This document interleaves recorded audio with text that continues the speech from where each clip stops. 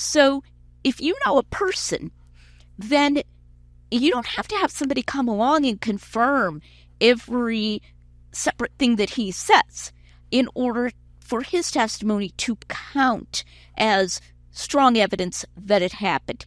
Now, you might question it in a specific case. Even if my husband came home and said, I just saw an elephant flying, I might wonder, are you pulling my leg? What's going on here, etc. Right. So it's not like it's indefeasible.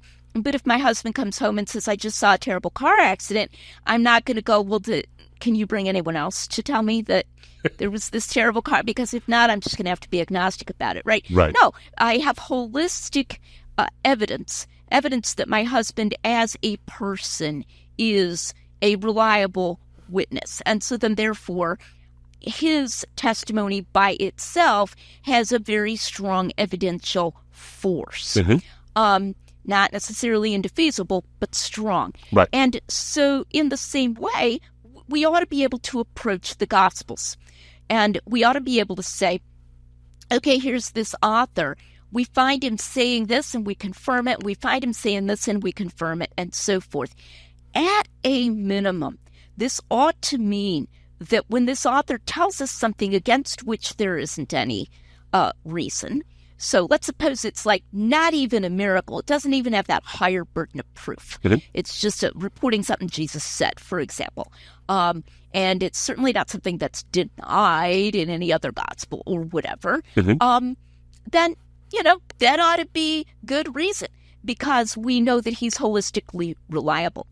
So if Jesus is reported in John as saying, I'm the way, the truth, and the life, no man comes to the Father but by me, for a guy to stand there and say that, why not? He could have said that.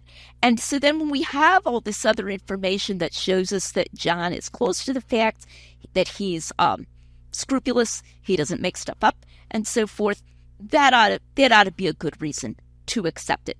And even if it is reporting a miracle, the way I usually put this is, if you've got good evidence that this is a reliable source, then that should be at least taken to be what people close to the matter claimed happened. So it's not like it's made up by a telephone game process like what Bart Ehrman says. Right. Instead, it's what someone actually claimed, and then we say, well, could somebody have been mistaken about that or whatever, but at least it gets us back close to the events. So that, I think, is a reasonable historical approach to reliability as opposed to uniting what I might call secular or objective reason to this passage-by-passage approach. And here's what I mean. I'm not saying this as a Christian. When I say I think John is historically reliable, I'm not saying that because, I believe that the Holy Spirit inspired it or because I believe in Jesus or whatever. I'm saying that because that seems to be the direction that the evidence points. So I don't have to say, oh man, I'm lacking an objective historical argument that Jesus said that because I don't have a separate evidence for just that exact saying or just that exact incident. If that's the approach that historical Jesus scholars take, they're wrong. And they're wrong not because, it offends me religiously, but because it's poor epistemology and it's a poor way to approach history. It's interesting you say this because this is another aside on my own sort of experiences. As a skeptic, I'm reading the Gospel of John, and I already had this frame of mind from the things that I had read, the things that I had been told by the skeptics, because I actually didn't want the Gospel of John to be true because it would have actually upended a lot of my worldview. But as I was reading it, and especially, this is interesting, especially during law school, and right after law school, I began to see, I didn't put the words that you just put to it in the exact same way, but as I understood more and more eyewitness testimony and how it actually works, and the way in which people actually do believe eyewitness testimony, justifiably believe eyewitness testimony, even when there is no real, there's no corroborating nor disconfirming evidence of it. It's just completely consistent, and why you have a reason to doubt it unless there's a good reason to doubt it. And then augmented by my years of experience as a trial lawyer, you begin to see that exactly what you're saying, you're giving intellectual rigor and academic rigor to something that I think is just, frankly, common sense. And it's a justifiable reason to say, this approach sort of is counterintuitive. People often have is like, well, if there's no corroborative evidence, then you can be agnostic about it, or you can be negative about it. And I'll tell you, one of the things that as a lawyer you prize, especially as a litigator, is that the times when you walk into court and you're at a hearing or whatever it might be, and you don't have the full record in front of you, because you rarely ever have the full record. You have a good record, but not always a full record. Sometimes the facts remain unknown as the case progresses, even during a trial.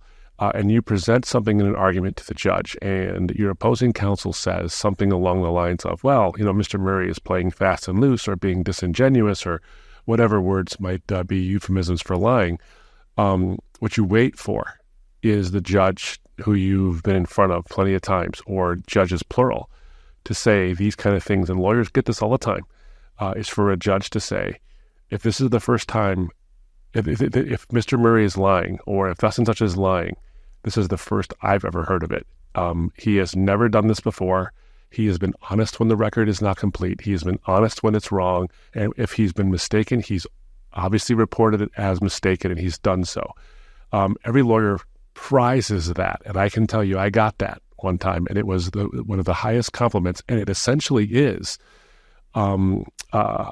what you're saying is that I don't have to have corroborating evidence other than my understanding of who this person actually is. Now, could I be mistaken? Sure. And again, it's not indefeasible. But it's just a common way to look at things, and you don't have to go and be all skeptical about everything. And so I think what you've done is given us something of a not only just our common sense, but our common sense is backed up by really good reasons to go through this kind of a thing in your book. So I appreciate that.